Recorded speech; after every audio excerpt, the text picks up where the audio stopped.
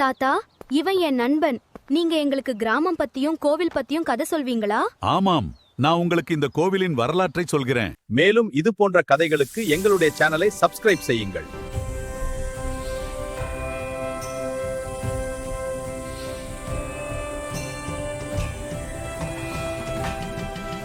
மரகதபுரம் விழுப்புரம் மாவட்டத்தில் தென்பெண்ணை ஆற்றின் கிழக்கே அமைந்திருக்கும் சிற்றூராகும்.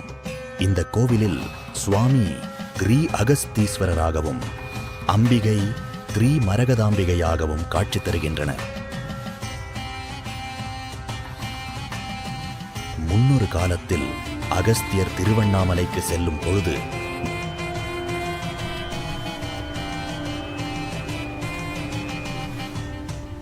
மாலை நேரத்தில் இங்கு ஒரு சிவலிங்கம் பிரதிஷ்டை செய்து சிவபூஜை செய்து வழிபட்டதால் சுவாமி அகஸ்தீஸ்வரர் என்று அழைக்கப்படுகிறார்.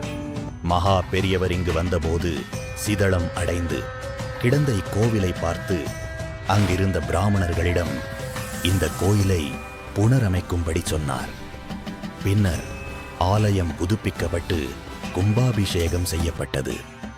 ஒரு காலத்தில் ஒழுக்க என்று அழைக்கப்பட்ட இந்த இடம் அம்பிகை வந்த பின்னர் மரகதபுரம் என்று பெயர் மாற்றம் பெற்றது.